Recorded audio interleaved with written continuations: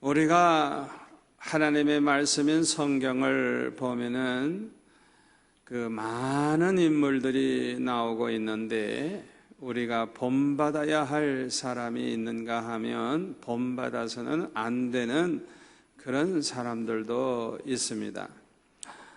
그리고 사람마다 누구나 다 장단점이 있어요. 그래서 그 사람에게서도 본받을 점이 있고 그 사람에게서도 본받으면 안 되는 그런 좋지 못한 부분이 있어요. 그러니까 이 세상에 완전한 사람은 하나도 없기 때문에 그렇게 장단점 두 가지를 다 가지고 있는 것입니다.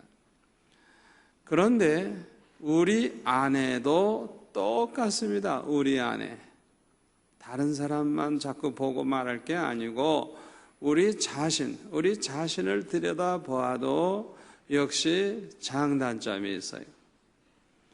그래서 좋은 점은 우리가 끝까지 지켜야 되고 안 좋은 것은 단호하게 끊어버려야 될 줄로 믿습니다. 그게 얼마나 중요한지 몰라요. 우리가 성경을 읽을 때마다 참 본받아야 할 사람들의 그 좋은 점은 본받아야 하고 또 본받아서는 안 되는 좋지 못한 것은 절대로 난 저렇게 안 하겠다, 난 절대로 그렇게 살지 않겠다 결단하면서 그 좋지 못한 점은 절대로 본받지 마시기를 바랍니다. 그게 얼마나 지혜로운 것인지 몰라요. 그러니까 뭐 성경 읽게 되면은 그냥 뭐 어떤 사람이 그 성경에 나오든지 그걸 통해서 우리가 교훈을 얻을 수 있고 결단할 수 있고 그걸 통해서 새롭게 더 이제 삶을 우리가 아름답게 무장해 나갈 수가 있는 것입니다. 그런데 창세기 11장 27절부터 32절까지 보면은 그 아브라함의 가족을 소개하고 있습니다. 아브라함의 아버지는 데라라고 하는 분인데 이 데라라고 하시는 분은 아들이 셋이나 있었어요. 아브라함, 나홀, 하란. 그러니까 아브라함에게는 두 남동생이 있었던 것입니다. 그런데 거기에 보니까요, 이 세 아들 중에 막내 아들 하란은 자기 아버지보다도 먼저 죽었어요. 먼저. 그러는데 결혼을 일찍이 했는지 자녀가 몇이나 있어요. 그리고 놀라운 것은 그 하란이라고 하는 이름이 그 땅 이름, 지명이 된 것을 보면 아마 굉장히 유명한 인물이었던 것 같아요. 그러니까 장가만 일찍 간 게 아니고 성경에 이제 뭐 필요 없으니까 자세한 기록을 안 했겠습니다만은 그 사람의 이름이 그 지방 이름이 될 정도라고 하면 아마 상당히 유력한 인물이 아니었을까. 그래서 아주 뭐 인물이 잘났다든지 힘이 있다든지 뭐 하여튼 특별한 그런 사람이기 때문에 장가도 일찍 가지 않았나. 아직 형들은 뭐 자녀도 없을 때 벌써 이제 이렇게 자녀를 몇이나 낳을 정도였으니까 하여튼 그 하란이라고 하는 아들은 보통 아들이 아니었던 것 같아요. 그런데 이 하란의 자녀가 나오는데 그 중에 하나가 롯입니다. 롯. 그 다음에는 자기 형님 나홀의 아내가 된 밀가. 그러니까 이 밀가는 조카죠. 조카가 아저씨하고 살게 됐네. 작은 아버지, 두 번째 아버지하고 살게 됐네요. 둘째 큰아버지. 그 다음에 이스가라고 하는 사람이 또 나오는데 역시 하란의 자녀입니다. 아브라함의 큰 동생인 이 나홀의 아내가 된 밀가는 이제 24장에 가서 보면은 이제 부디엘이라고 하는 아들을 낳는데 이 부디엘은 라반이라고 하는 아들과 리브가라고 하는 딸을 낳게 되죠. 이 리브가는 자기의 큰 할아버지인 아브라함의 아들 이삭, 그러니까 리브가는 자기의 삼촌뻘 되는 이삭과 결혼을 해가지고 야곱과 에서를 낳죠. 그리고 야곱은 창세기 29장에 보면 그의 외삼촌이 되는 라반의 두 딸 레아와 라헬과 결혼해서 12아들을 낳게 된 것을 볼 수가 있습니다. 그러니까 근친 결혼을 주로 했어요. 근친 결혼. 이게 전혀 모르는 이방 사람 뭐 이런 사람하고 결혼하면 불안하니까 이제 되도록이면 이제 가까운 친척들 중에서 적당하게 이렇게 결혼을 한 것을 볼 수가 있습니다. 자, 그런데 이들 가운데 하나님의 부르심을 직접 받은 사람은 유일하게 아브라함 한 사람뿐이었습니다. 다시 말하면 하나님께서 그 아브라함을 택하신 것입니다. 창세기 12장 1절부터 보면은 하나님께서 어느 날 이제 아브라함에게 말씀을 하셨어요. 너는 너의 고향과 친척과 아버지의 집을 떠나 내가 내게 보여줄 땅으로 가라. 내가 너로 큰 민족을 이루고 내게 복을 주어 내 이름을 창대하게 하리니 너는 복이 될지라. 너를 축복하는 자에게는 내가 복을 내리고 너를 저주하는 자에게는 내가 저주하리니 땅의 모든 족속이 너로 말미암아 복을 얻을 것이라. 참 놀라운 일이에요. 어느 날인가 갑자기 하나님께서 아브라함에게 말씀하신 거예요. 오늘 이 자리에 계신 여러분들도 모두가 다 이 아브라함과 같은 복을 받으시기를 바랍니다. 하나님께서 주님께서 여러분에게 찾아오셔서 말씀해 주시면서 내가 너를 사랑한다. 내가 너를 이렇게 축복하겠다. 내가 너를 이렇게 복의 근원으로 사용하겠다. 너를 통해서 교회가 부흥될 거고 너를 통해 많은 영혼이 구원받을 것이고 너를 통해서 이 민족이 복을 받을 것이고 이런 놀라운 축복을 받는 그런 음성을 모두 다 들으시기를 축원합니다. 축원합니다. 축원합니다. 하나님이 택하신 사람의 특징이 있어요. 하나님께서 에베소서 1장에 보면 창세전에 택하셨다는 말이 나오는데 하나님이 택하신 사람들의 특징이 있어요. 어떤 특징이 있느냐? 반드시 하나님의 부르심을 받게 됩니다. 오늘날로 말하면 하나님을 믿을 기회가 생기는 거예요. 하나님을 만날 기회가 생기는 거예요. 이건 보통 축복이 아니에요. 여러분, 이 세상에는요 하나님을 믿을래야 믿을 기회를 한 번도 얻지 못하고 죽는 사람이 얼마나 많은 줄 알아요? 그런 사람이 너무 많아요. 미종족들, 교회가 하나도 없어. 그냥 뭐 거기는 언어도 별로 없고 그냥 뭐 불쌍하게 사는 사람들. 누군가가 들어가서 복음을 전한다면 처음으로 복음을 듣는 그런 종족이 아직도 이 세상에 많이 있어요. 이 자리에서 그들을 위해서 헌신하는 그런 선교사가 많이 나오기를 바랍니다. 이 믿을 기회, 하나님을 믿을 수 있는 기회를 얻는 것, 하나님을 만나는 기회를 얻는 것, 이게 보통 축복이 아니에요. 하나님이 택하신 사람의 두 번째 특징은 하나님의 부르심에 순종을 한다고 하는 것입니다. 부르심을 받으면 뭐해요? 하나님 믿을 기회가 있으면 뭐해요? 순종 안 하는 사람은 아무 쓸데가 없어요. 이 순종하는 게 매우 중요합니다. 여러분 잘 들으세요. 우리가 하나님의 부르심을 받을 때 이렇게 순종함으로써 믿음의 사람이 되고 우리의 믿음을 받아들이게 되고 믿음으로 무장하게 되는 거예요.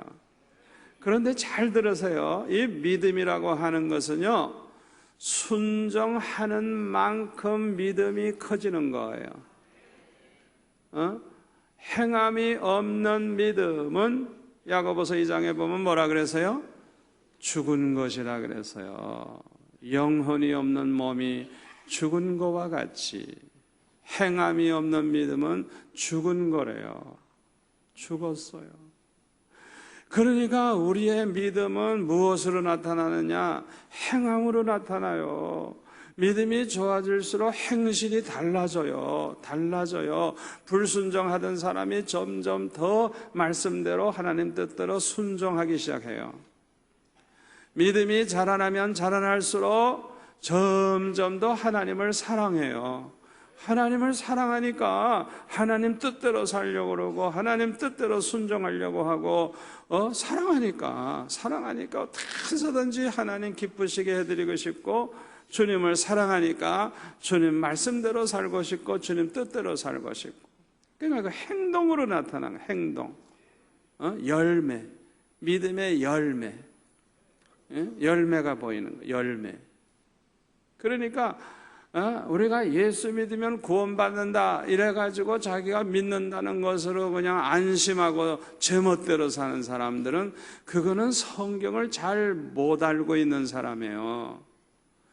믿음은 내가 있느냐 없느냐가 순종으로 나타나는데 믿음이 얼마나 커지느냐는 얼마나 기쁨으로 즐겁게 하나님 말씀대로 뜻대로 순종하느냐 이걸로 나타나기 때문에 이 믿음의 수준과 우리의 그 행동, 그 순종하는 수준이 이제 같이 올라가는 거예요. 같이 열매로 나타나는 거예요.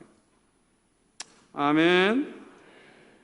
아브라함을 왜 그렇게 믿음이 좋다 그러고 믿음의 조상이라 그럽니까? 아브라함은 순종하되 우리들이 순종하기 힘든 것까지 순종했어요. 100세에 낳은 아들 독자 이삭을 바치라고 하시는데 그걸 그냥 부부 사이에 의논도 안 하고 그냥 그 다음날 새벽같이 그냥 그 귀한 아들 데리고 모리아 산으로 올라갈 정도로 그냥 하나님을 위해서라고 하면 하나님 말씀이라고 하면 고민도 안 해. 생각할 필요도 없어. 생각해봤자 자꾸 딴 생각 드니까 그냥 무조건 그냥 즉시 행동으로 옮겨버리는 그 아브라함. 거기를 통해서 이 아브라함의 그 믿음이 하나님 앞에 아주 증명이 된 거예요. 증명. 저와 여러분도 마찬가지예요. 우리가 하나님의 부르심을 받은 자로서 내가 순종하면서 사는 만큼 내가 믿음을 가지고 있는 거예요. 내 믿음의 그 수준이 순종하는 그 열매, 그 순종하는 것만큼 우리가 열매를 가지고 있는 거예요. 물론 100% 순종하는 사람은 세상에 없습니다. 그러나 순종합니다. 믿음의 사람은 순종해요. 아멘.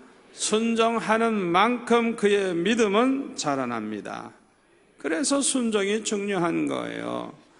그런데 아브라함은 하나님의 부르심에 순종을 해서 그의 고향을 떠났어요.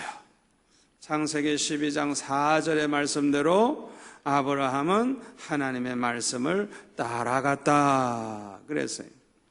하나님의 인도하심에 순종을 한 것입니다.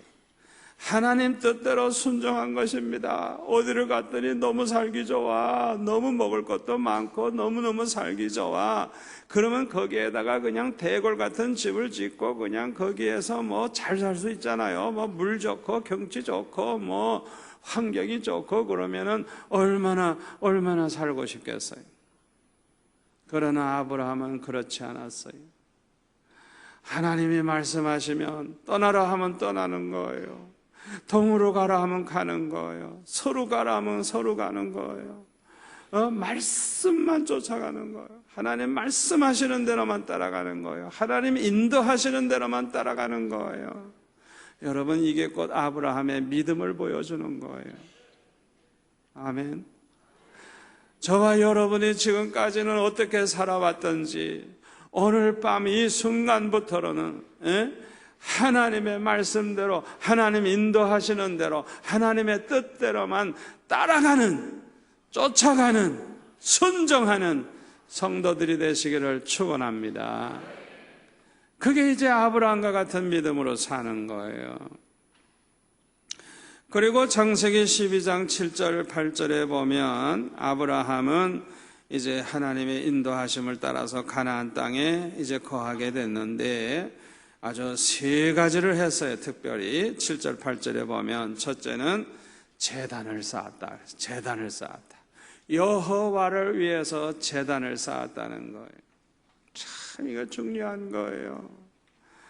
여러분 어디를 가든지 하나님께 예배드리는 거, 하나님 앞에 늘 엎드려 기도하는 거, 하나님 앞에 감사 예물을 드리면서 영광 돌리는 거, 이게 참 얼마나 중요한지 몰라요. 우리 신앙생활 중에 이 하나님께 예배하는 삶, 하나님께 제단을 쌓는 삶, 이거 굉장히 중요합니다. 여러분 어디를 가든지 언제든지 꼭 여러분 가족들과 함께, 여러분과 함께 있는 분이 함께 같이 기도하고 또 찬양하고 예배하고 항상 제단을 쌓는 성도가 되시기를 축원합니다. 이 아브라함이 참 이거 중요한 걸 언제나 어디 가서나 꼭 하는 거예요. 이게 아브라함이 축복받은 비결이고 믿음의 조상이 된 비결이에요. 얼마나 중요한지 몰라요. 두 번째로 한 게 뭐냐 하면 장막을 쳤다. 그랬어요. 장막을 쳤다. 뭐 집이 없으니까 여행하는 사람이 그저 천막 가지고 다니다가 그저 잘 때는 천막 치고 잘 수밖에 없겠죠. 그런데요, 예를 들어서 이 가나안 땅에 왔으면 이제 이 가나안 땅에 집을 짓거나 성을 쌓거나 해야 될 것 같은데 그냥 장막을 치는 거예요. 이 장막을 쳤다고 하는 게 굉장히 중요한 의미가 있습니다. 자, 장막을 쳤으니까 뭐 하기가 쉬워요? 그냥 걷기가 쉽잖아요. 천막 쳤다가 그냥 금방 아마 척척척척척 접어가지고 그냥 짊어지고 갈 수 있잖아요. 그러니까 이 장막을 쳤다고 하는 것은 나그네 인생, 우리는 이 세상에서 영원히 살 사람이 아니고 언제나 하나님 인도하심을 따라서 여기저기 자꾸 옮겨 사는 나그네 인생의 나그네들. 우리는 이 세상이 본향이 아니에요. 우리의 본향은 어디? 천국이에요. 천국. 아멘. 그러니까 우리 본향은 천국이니까 항상 천국을 바라보고 그 본향에 가서 잘 살 생각하고 본향에 가서 주님과 잘 살 생각하고 그때 영광 누릴 생각을 해야지. 이 세상에다가 그냥 큰 성을 쌓고 궁전을 짓고 살 그런 생각을 하면 이 아브라함의 신앙과는 다른 거예요. 다른 거예요. 그러니까 이 장막을 쳤다고 하는 건 언제든지 떠날 준비가 돼 있는 거예요. 떠날 준비. 그 땅에 대한 미련이 없는 거예요. 하나님께서 한밤중에라도 내일 아침에 일어나면 떠나라 하면 그냥 미련 없이 그 땅을 버리고 떠나야 되는 거예요. 또 이것은 하나님의 말씀대로 순종할 준비가 되어 있다는 걸 의미하는 거예요. 말씀만 하면 예 하고 그냥 순종하는 거예요. 이 장막을 쳤다는 것 자체가 아주 중요한 의미가 있어요. 의미가 있어요. 저와 여러분이 그런 믿음으로 살아야 돼요. 여러분 이 세상에서 천년 만년 살 것 같이 이 세상에 너무 애착을 두고 너무 이 땅에 애착 두고 집에 애착을 두고 고향에 애착을 두고 그런 식으로 살지 마세요. 우리는 나그네 인생입니다. 하나님이 떠나라 하면 언제든지 떠나야 돼요. 하나님이 말씀하시면 예 하고 순종할 준비를 해놓고 살아야 돼요. 아멘. 언제나 그런 자세, 말씀만 하옵소서 순종하겠나이다. 고민할 필요도 없어. 거기에 대해서는 의논할 필요도 없어. 생각할 필요도 없어. 그냥 말씀만 하면 그냥 그대로 순종하고 따라가는 이 자세. 이거 대단한 믿음이에요. 그 다음에 중요한 것은 세 번째로 여호와의 이름을 불렀더라. 이거 상당히 중요한 것입니다. 여러분, 우리 삶 가운데 이런 얘기 저런 얘기 하다 보면 하나님께서 이렇게 하셨어, 예수님이 이렇게 하셨어. 그냥 우리 삶 가운데 자꾸 하나님의 이름, 예수님의 이름이 항상 이렇게 대화 가운데서 항상 그게 나요. 그거 보면은 다른 사람이 볼 때 저거 예수쟁이구나, 아이고 저거 하나님 믿는 사람이구나 알 수 있잖아요.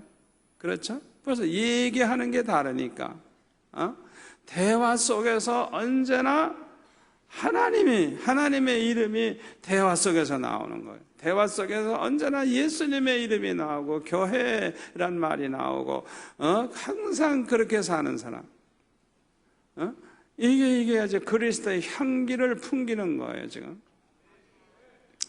여러분, 중요한 게 뭔지 압니까? 여호와의 이름을 불렀다고 하는 것은요, 경건한 삶을 의미하는 거예요.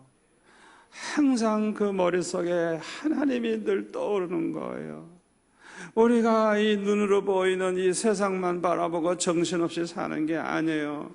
눈에 보이지 않지만은 살아계신 그 하나님이 나와 함께 계시고 내 삶 속에서 역사하고 계시고 나를 돕고 계시고 인도하고 계시고 말씀하고 계시는 그 하나님, 그 하나님을 늘 기억하고 그 하나님과 함께 사는, 한 가족으로 사는, 그러니까 한 가족으로 살다가 보니까 그 이름이 자꾸 나오게 되잖아요. 오늘도 주님이 참 은혜를 주셨어. 아이고, 오늘도 주님이 우리 기도를 들어주셨구만. 아이고, 내가 이렇게 생각을 했는데 주님이 그거 다 이루어 주셨어. 아이고, 오늘도 우리 가게를 하나님이 축복하셨어.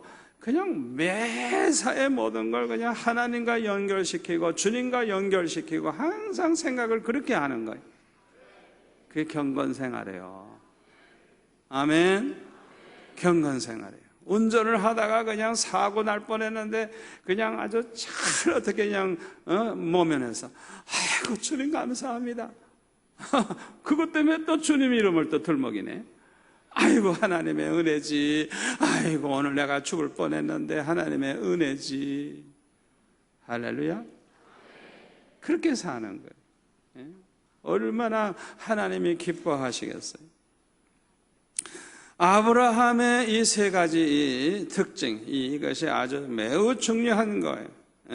여기서 우리는 믿음의 사람이 어떻게 살아야 하는가를 배우게 되는 것입니다. 그런데 창세기 12장 4절에 보면 아브라함이 하나님의 말씀에 순종해서 그 살던 곳에서 떠날 때 그의 조카인 롯도 함께 데리고 떠났다고 했습니다. 그러니까 아브라함은 이 롯의 큰아버지죠. 큰아버지. 그런데 이 아브라함은 자녀가 없잖아요. 그러니까 이 큰아버지가 자녀가 없으니까 그 일찍이 아버지를 여인 그 롯을 마치 아들처럼 데리고 이제 함께 이제 살았던 것 같아요. 그래가지고 이제 같이 데리고 떠났어요. 어떻게 보면 롯은 행운아라고 할 수가 있어요. 자기 아버지는 믿음이 없는 사람이지만은 믿음이 좋은 큰아버지 아브라함을 아버지처럼 모시고 함께 살게 됐으니 얼마나 좋은 찬스입니까? 그렇잖아요. 자기 아버지는 돌아가셔서 좀 불행하지만은 그러나 믿음이 좋은 아브라함과 함께 동거하고 함께 길을 가고 함께 살 수 있었던 이게 얼마나 행운이에요. 여러분 주변에 믿음 좋은 아버지, 믿음 좋은 어머니, 믿음 좋은 고모, 믿음 좋은 할머니, 믿음 좋은 그런 식구들을 모시고 사시는 분들 감사하시기 바랍니다. 얼마나 그게 귀한 복인지 몰라요. 저 같은 경우는 제가 먼저 예수 믿게 되니까 우리 식구들 중에 믿는 사람이 없으니까 친구의 형님, 아주 예수를 제일 참 모범적으로 잘 믿는 그런 형님을 딱 붙여주셔가지고 그 형님의 사랑을 받고 그 형님이 은혜 받으러 어디 가면 따라가고 산에 기도하러 가면 따라가고 그 형님과 그렇게 늘 가까이 하면서 그 형님이 하는 대로 숭례를 다 낸 거예요. 철하기도 하면 나도 옆에서 철하기도 하고 그냥 성경도 열심히 보고 전도도 열심히 하고 그러다가 보니까 그냥 얼마나 은혜를 빨리 받고 얼마나 평생 복을 받는지 몰라요. 여러분 내가 어떤 분을 본받고 어떤 분을 따라가면 복 받겠는지 잘 생각해 보시고 마음속에 이렇게 정리를 좀 해놓으세요. 우리 권사님들 가운데도 멋지게 사시는 권사님들 우리 교회에 많은데 저는 얼마나 기대가 되는지 몰라요. 왜냐하면 천국에서 만났을 때 그 권사님 그냥 얼마나 예쁠까. 그냥 면류관을 쓰고 그냥 얼마나 멋진 모습으로 만날까 생각만 해도 두근두근해요. 우리 장로님들 중에서도 정말 멋지게 신앙생활 하시는 장로님들이 우리 교회 많이 있는데 참 천국에서 만날 때 얼마나 멋질까 생각만 해도 아주 그냥 가슴이 두근두근해요. 여러분 주변에 어떤 목사님처럼 살아면 좋을까?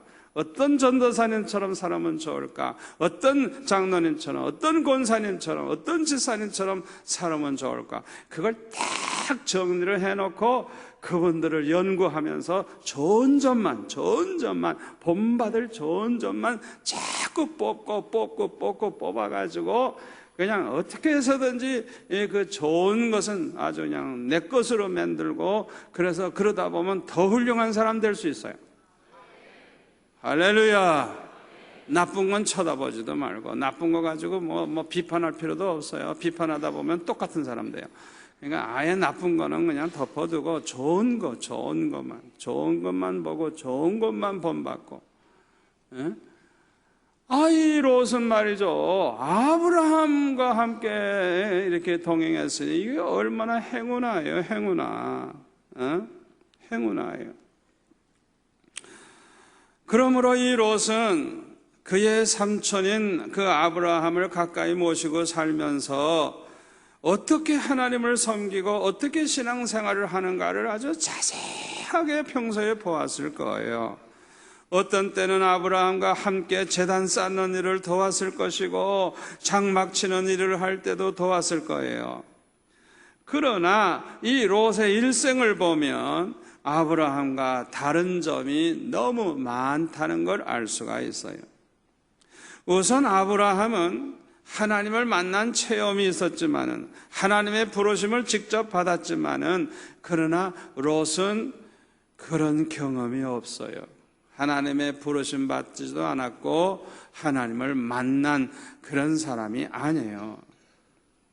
오늘날 우리 성도들도 마찬가지입니다. 똑같이 예수를 믿는다고 해도 주님을 만난 체험이 있는 사람과 주님을 만난 체험이 없는 사람은 달라요. 성령을 받은 체험이 있는 사람과 성령을 받은 체험이 없는 사람은 달라요. 목사님들도 보면 달라요. 같은 목사 같지만 달라요. 장로님도 달라요. 권사님도 달라요. 이 성령의 체험을 하신 분과 그게 없는 사람은 달라요. 여러분 그거 아셔야 돼요. 여러분 성령은 살아계신 하나님의 영입니다. 성령이 임하십니다. 성령이 말씀하십니다. 성령이 우리를 어루만지십니다. 이 성령이 임할 때 그냥 어떤 때는 불덩어리가 될 때도 있고요. 그냥 성령이 임하실 때 그냥 이 머리부터 그냥 얼마나 역사가 일어나는지 그냥 정말 기쁨이 충만하고 그냥 확실하게 성령이 그냥 역사하시는 체험을 할 수가 있어요. 오늘 밤 그 체험을 한 번도 빠짐없이 다 할 수 있기를 축원합니다. 이걸 체험을 못한 사람들은요, 쓸데없는 소리들 해요. 쓸데없는 소리. 참 속상해. 제가 부흥에 인도하기를 시작한 게 제법 오래됐습니다. 오래됐어요. 제가 우리 교회 개척하기 전부터도 이렇게 학생 부흥회 또 이렇게 저녁 부흥회 같은 거, 하루 이틀 하는 거, 그런 거 이제 집회도 하고 그러다가 얼마 후에, 우리 개척한 지 얼마 후에는 정식으로 월요일부터 금요일까지 새벽, 낮, 저녁 인도하는 그런 집회를 이제 정식으로 하기 시작을 했어요. 그렇게 하기 시작했어요. 그런데 이제 저도 모르는 사이에 말씀을 전하다가 보면은 주님의 음성을 들었던 그런 체험을 얘기를 할 때가 있어요. 그런데 그 교회에 원로 목사님이 앉아 계시는데 굉장히 훌륭한 분이에요. 그분은 아주 그냥 닥터예요, 닥터. 아주 그렇게 얼마든지 잘 살 수 있지만은 다 그 닥터 생활 그만두고 목사가 돼가지고 헌신하시고, 그 자손들도 훌륭한 목사님들이 많이 나오고 아주 훌륭한 분이에요. 훌륭한 분이에요. 그 어른이 딱 앉아 계셔서 이제 은혜를 받으시고 또 식사 때는 또 같이 해요. 담임 목사님하고 그 원로 목사님 같이 이제 식사하는데, 어느 날 저보고 그래요. 제가 아들같이 어제 젊고 어리니까 정목사 이러고 이제 말씀을 하시더라고요. 식사 중에 정목사, 도대체 주의 음성을 어떻게 들었노? 주의 음성을 들었다 그랬는데 어떻게 들었느냐고 하면서 그렇게 사람들 있는 자리에서 질문을 하시더라고요. 그래서 그냥 아버지 같은 분이고 굉장히 훌륭한 목사님인데 제가 감히 무슨 할 소리가 있어야죠. 그래서 그저 들어보셔야 알죠. 들어보셔야 알죠. 제가 그걸 어떻게 설명하겠어요? 여러분, 주님은 말씀하십니다. 입을 지으신 하나님이 왜 말씀을 못합니까? 귀를 지으신 하나님이 왜 듣지 못하십니까? 눈을 지으신 하나님이 왜 우리를 못 보십니까? 우리의 겉모양만 보시는 게 아니라 속까지 들여다보시고 우리 과거, 현재, 미래까지 내다보시는 하나님이에요. 아멘. 우리 주님은 말씀하세요. 말씀하세요. 여러분, 우리가 이 마음이 좀 정결하고 우리 마음이 순종할 마음, 그저 하나님 앞에 순종할 마음이 가득하고 주님을 사랑하는 마음 가득하고, 그런 사람들이 때때로 어려움 당할 때, 공격에 처했을 때 눈물로 기도하고 하나님 앞에 어려움 당할 때, 그럴 때 말씀하실 때가 참 많아요. 여러분 중에 어려움 당하시는 분들, 여러분들이 참 주님을 사랑하는 마음이 있기 때문에 이렇게 철학기도도 나오신 줄 믿습니다. 여러분들이 얼마나 주님을 사랑하고 은혜를 사모하는가 주님이 다 아세요. 여러분들에게 어려운 문제가 있다고 하면 좋은 찬스입니다. 아멘. 주님을 만나는 체험을 할 수 있는 찬스고 주님의 음성을 들을 수 있는 좋은 기회입니다. 여러분들이 한 번도 빠짐없이 다 그런 체험을 할 수 있기를 축원합니다. 우리 롯은 아브라함을 따라다녔지만은 자기가 하나님을 직접 만나는 체험도 없고 무슨 특별히 은혜 받은 체험도 없고 하나님의 음성을 들은 체험도 없고, 그게 없는 사람이에요. 그러므로 이 롯의 일생을 보면 첫째로 소극적인 신앙생활을 했습니다. 소극적인 신앙생활. 아브라함은 아주 적극적인 신앙인으로서 적극적인 신앙생활을 했지만은 롯은 소극적이었어요. 소극적인 신자들은 끌려가는 신앙생활을 합니다. 겨우 따라가는, 그저 흉내나 내는 신앙생활을 해요.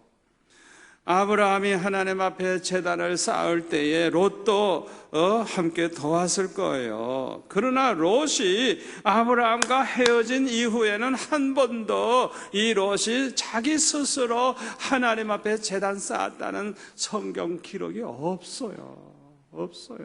그러니까 아브라함과 함께 있을 때는 그냥 아저씨 하는 일이니까, 큰아버지 하시는 일이니까 이렇게 돕고 이렇게 겉으로 볼 때는 그냥 똑같이 한 것 같지만은 딱 그냥 헤어진 다음에는 하나님 앞에 제단 쌓는 게 없었어요. 이것을 보면 그동안의 이 롯의 신앙은 아주 형식적이었다는 것을 알 수가 있는 것입니다. 신앙생활은 영적 전쟁입니다.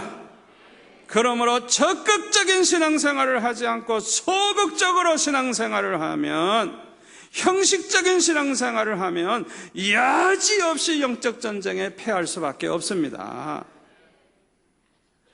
일주일에 그저 교회에 한 번씩 나와주는 그런 신자들, 그분들 가만히 보면요, 아주 기분 좋을 때는요 열심을 내요. 기분 좋을 때는 헌금도 많이 해요. 그런데 특징이 뭐냐? 일시적이야. 꼭 기분 좋을 때만 그래. 아주 일시적이에요. 신앙생활을 소극적으로 하는 사람들은 모두가 다 영적 전쟁에 패함으로 하나님을 기쁘시게 해드릴 수가 없어요. 어떤 직분을 가졌든지 상관없어요. 하여튼 소극적인 신앙생활을 하면 절대로 안 돼요. 여러분들과 같이 주일날 나오고 새벽에 나오고 저녁에 나올 뿐만 아니라 이렇게 철야 기도까지 나올 정도로 그냥 아예 그냥 적극적인 신앙생활 끝까지 주님 오실 때까지 하셔서 영적 전쟁에 승리하시기를 축원합니다. 두 번째로 롯의 일생을 보면 기도 생활이 없었어요. 이것은 참 보통 문제가 아니에요. 이제 아브라함과 헤어지려고 할 때 동으로 갈 것이냐 서쪽으로 갈 것이냐 결정해야 될 때 하나님 앞에 기도부터 했어야 될 거예요. 그러나 기도했다는 기록이 없습니다. 그저 인간의 생각대로 결정했습니다. 하나님의 뜻과는 상관없어요. 가만히 이렇게 동서쪽을 이렇게 비교해서 보니까 동쪽이 좋아. 동쪽이 물도 많고 초목이 우거져 있고 거기는 이미 도시가 형성이 되어 있어요. 성이 있어요. 그러니까 그냥 오늘날로 말하면 미국과 같은 나라죠. 그냥 오늘날로 말하면 그냥 살기 좋은 것이죠. 문명이 발달되어 있죠. 그런 것만 보고 결정을 한 거예요. 너무너무 아름다워가지고 여기 성경에 보면 여호와의 동산과 같았다. 여호와의 동산 얼마나 아름다운지. 그러니까 그저 자기 생각대로 결정을 하는 거예요. 그리고 자녀 결혼 문제에 대해서도 전혀 기도하지 아니했던 것 같아요. 왜? 하나님을 모르는 사위들을 얻은 것을 보면은 알 수가 있죠. 믿음이 있는 사람과 믿음이 없는 사람의 차이가 어디에서 나는 줄 압니까? 자녀 결혼을 시킬 때 그저 돈 많은 집안의 자손, 학벌 좋고 인물 잘나고 장래성 있고 예수를 믿거나 말거나 캐토릭을 믿거나 말거나 그런 거 안 따져. 저는 그렇게 자녀들 결혼시키는 사람 보면 그냥 얼마나 속상하고 그냥 내 마음대로 했으면 그냥 욕을 퍼주고 싶은데 아이고 세상에. 아니 평소에 예수 믿는 사람이 그래 믿음이 그거밖에 안 돼 그래. 참 얼마나 속상한지 몰라요. 여러분 결혼이 얼마나 중요한 줄 알아요. 결혼 잘못시키면 가정이 파괴되고요 자손들이 다 타락을 해버립니다. 창세기 6장에 보면은 하나님의 아들들이 사람의 딸들의 그 아름다움만 보고 이 결혼을 해가지고 완전히 타락을 해가지고 그냥 홍수 심판을 받아버리는 걸 볼 수가 있어요. 또 이 솔로몬이 왜 애굽 여자를 아내로 취했는지 난 도무지 모르겠어요. 내 생각에는 요셉이 애굽에 가가지고 총리가 됐을 때 제사장의 딸, 애굽 제사장의 딸과 결혼했으니까 아마 별로 요셉도 애굽 여자하고 결혼했는데 아마 그렇게 생각을 하고 쉽게 결정했는지 모르겠어요. 그러나 이제 문제가 있어요. 뭐가 문제가 있어요? 그 애굽 여자하고 결혼한 건 시작에 불과하고 그냥 성경에 보면 암몬 여자, 모압 여자, 무슨 여자, 그냥 큰 나라 종족의 그냥 왕족들이겠죠. 그냥 그런 처녀들을 그냥 1000명이나 데리고 살았으니 이거 솔로몬이 돌아도 한참 돌았어. 제정신이 아니야. 내가 볼 때는 제정신이 아니야. 성경에 얼마나 율법에 말씀하고 있어요. 이방인과 혼인하지 말라고, 통혼하지 말라고 얼마나 강조했어요. 그들과 결혼을 하면 결국은 자식들이 신앙이 없어요. 결국은 타락하는 거예요. 그래가지고 그들이 눈에 가시가 되고 옆구리에 찌르는 가시가 되고 결국에는 그들이 다 우리를 망하게 하고 괴롭히는 원수가 되는데, 아니 하나님의 말씀을 갖다가 그렇게 우습게 알고 제멋대로 결혼을 한다는 게 이게 말이 되겠어요? 역대하 18장 1절에 보면 여호사밧과 같이 믿음이 좋았던 이 왕도 아합의 가문과 그 혼인을 해서 친척 관계를 맺어가지고 그 다음에는 글쎄 그냥 그 바알신을 섬기는 아주 그냥 완전히 우상숭배하는 그런 집안과 이제 통혼을 하는 거예요. 그러니까 자식들을 다 그렇게 함으로써 결국에는 이 유다 왕들이, 와이프가 완전히 우상 바알밖에 모르는 와이프니까 그 나라가 이런 가정에는 여러분 애를 자꾸 낳고 자손이 생기면 누가 힘이 세져요? 남자예요, 여자예요? 여자가 세지잖아요. 자기 자식들이 이게 후원자가 많아지니까. 남자는 나이 먹을수록 좀 위축이 되고.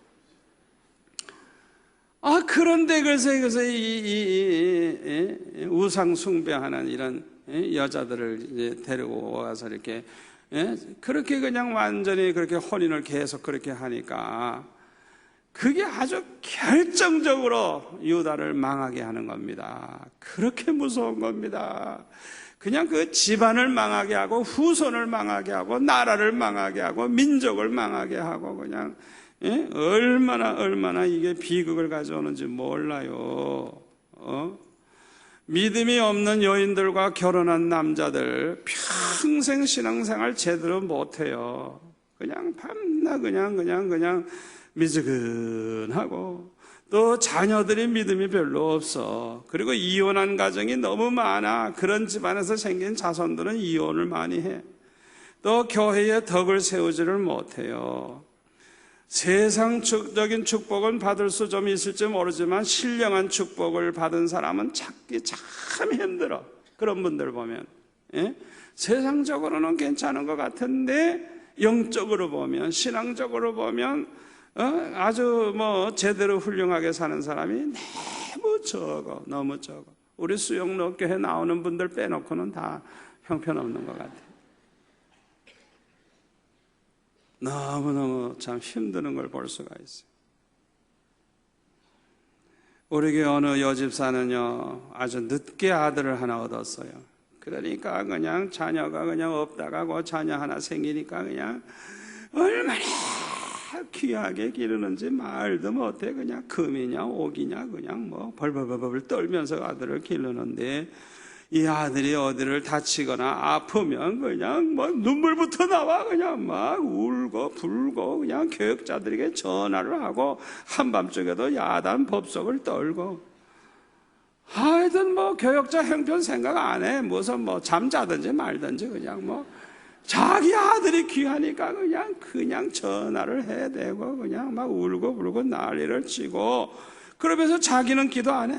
자기는 기도도 안 하고 교회도 가끔 나와. 아주 소극적인 신앙생활을 해요. 아주 전형적인 롯의 후손이에요. 얼마나 얌체야, 얌체. 그렇게 교역자들 달달 볶고 그냥 부려먹고 감사할 줄도 모르고, 그런 사람 혹 있어요. 세 번째로 롯의 일생을 보면 신앙보다 물질을 더 중요하게 여긴 사람입니다. 이런 사람은 육신에 속한 자요, 예수를 믿어도 세속적인 삶을 버리지 못합니다. 애굽에서 돌아온 후에 양과 소가 너무나도 많아가지고 아브라함의 가축 목자와 롯의 가축 목자 사이에 다툼이 생기게 됐어요. 그러니까 재산이 너무 많아지니까 문제가 생긴 거예요. 그래서 아브라함은 13장 8절에 보면 이렇게 말하죠. 우리는 한 친족이라 나나 너나 내 목자나 서로 다투게 하지 말자. 내 앞에 온 땅이 있지 아니하냐. 나를 떠나가라. 내가 좌하면 나는 우하고 내가 우하면 나는 좌하리라. 우리가 한 가족이고 친척인데 이렇게 싸워서 되겠냐.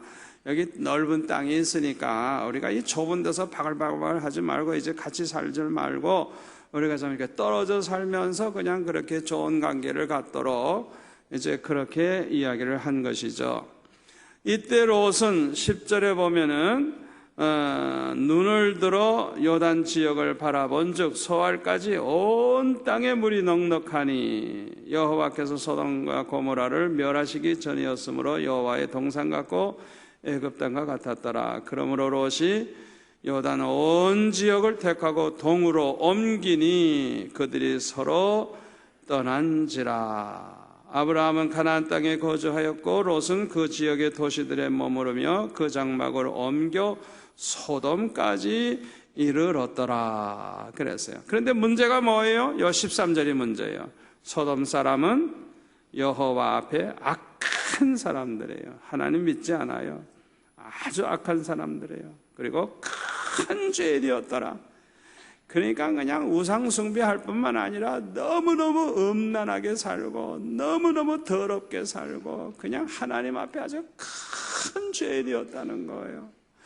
아니 그런 사람들이 살고 있는 그 도시에 가서 살겠다고 하니 이게 기가 막힌 노릇이 아닙니까?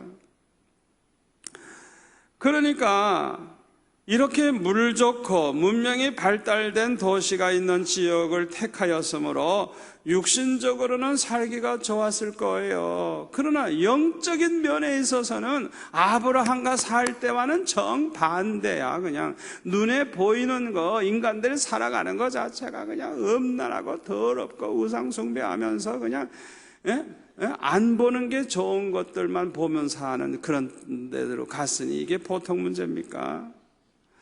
우리가 이사를 할 때라든지 이민을 갈 때라든지 육신이 살기가 좋은 것만 생각해서는 안 됩니다.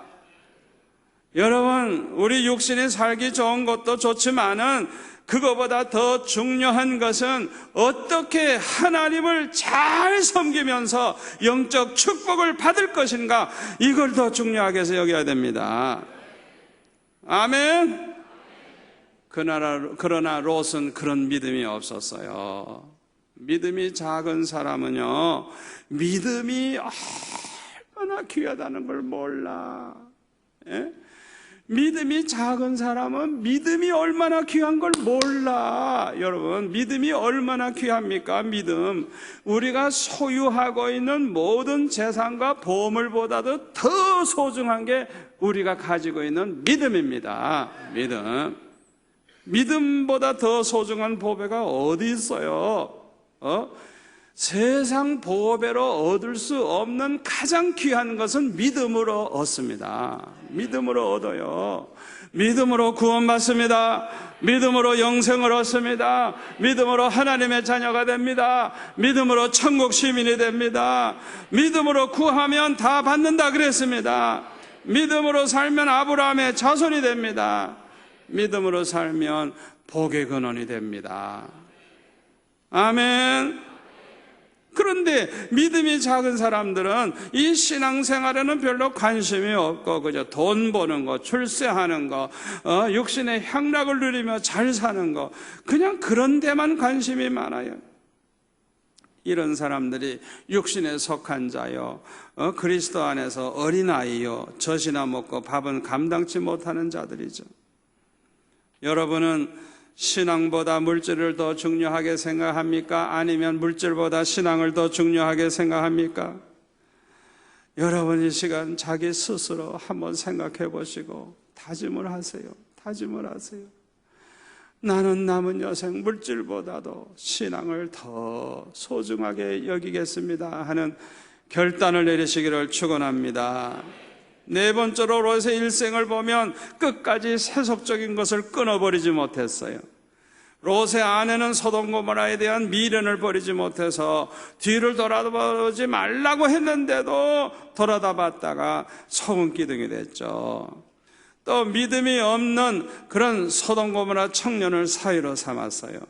그리고 두 딸이 나중에 그 아버지 롯과 성관계를 맺음으로 아들을 낳은 것을 보면 어떻게 결혼도 하지 아니한 두 딸, 약혼자만 있죠. 아직 결혼은 안 했어요. 그런데 어떻게 그런 짓을 할 수가 있어요? 이것을 보면 아주 그냥 세속적인 그런 사람이었다는 걸 알 수가 있죠. 그러니까 거룩게 사는 경건한 가정이 아니에요. 그냥 눈에 보이는 게 다 음란하고 그냥 모든 게 다 그냥 생활 습관도 그러다가 보니까 이 두 딸도 이거 보통 수준의 딸이 아니라고. 그래가지고 창세기 19장 37절에 보면 큰 딸은 모압이라는 아들을 낳아서 모압 족속의 조상이 되고 작은 딸은 베남미라고 하는 아들을 낳아서 암몬 족속의 조상이 돼요. 이들은 하나님을 떠난 족속이고 항상 하나님의 백성 이스라엘 백성들을 괴롭히다가 밤낮 싸우다가 멸망을 당했어요. 롯이 이렇게 불행한 일을 당하지 아니하려면 진작 소돔 고모라에서 떠났어야 했습니다. 아브라함이 본토 친척 아비집을 떠나듯이 과감하게 내가 잘 사는 것보다도 믿음으로 살아야 되겠다, 하나님 잘 섬겨야 되겠다 결단을 내리고 소돔을 떠났어야 돼요. 하나님께서는요 이 롯에게 떠날 수 있는 기회를 주셨었어요. 창세기 14장에 보면 시날왕, 엘라살왕, 엘람왕, 고임왕 이 네 나라와 그 다음에 소돔왕, 고모라왕, 아드마왕, 스보임왕, 벨라왕, 소알왕이죠. 벨라는 이렇게 5 나라 왕들과 전쟁이 일어났어요. 어떻게 해서 전쟁이 일어났느냐, 그 엘람왕 그돌라오멜이라고 하는 사람이 굉장히 셌던 것 같아요. 그러니까 이 소돔 왕 이런 사람들이 12년 동안을 이제 조공을 바치고 이렇게 섬기다가 13년째 되던데 배반을 해버렸어요. 그러니까 14년째 되던 해에 그냥 쳐들어온 거예요. 근데 얼마나 센지 이 소돔 고모라를 비롯해서 5 나라 왕이 다 패하고 도망가고 죽고 이래가지고 살아남은 사람은 그냥 온 가족 아이들까지 다 포로로 끌려갔어요. 그러면 이제 노예가 되는 거예요. 그리고 재산도 다 뺏겼어요. 다 뺏겼어요. 하나님이 이런 일을 우연히 행하시겠어요? 이게 하나님의 사인이지. 롯에게 야, 너 여기서 계속 살면 너는 망한다. 너는 그렇게 세상 재물 좋아하고 세상 거 좋아하지만은 너 그거 다 잃어버린다. 경고하시는 거거든요. 창세기 14장 13절에 보면 아브라함이 그 조카 롯이 포로로 잡혀가고 다 이제 가족이 포로로 잡혀가고 빼앗겼다는 소식을 듣고 그들을 구원하기 위해서 14절에 보면 집에서 훈련시켜 놓은 318명을 데리고 그냥 급습을 해가지고 승리해서 18절에 보면 다 찾아와요. 롯을 비롯해서 그 가족과 그냥 포로로 잡혀갔던 사람 그냥 다 그냥 찾아서 재물까지 다 빼앗아 가지고 오죠. 예? 이때 롯이 깨달았어야 돼요. 이때 소돔을 떠났어야 돼요. 이때가 기회였어요. 그러나 그런 생각을 안 해. 예? 아브라함은 참 이때 그 믿음을 아주 참 우리에게 보여주는데요.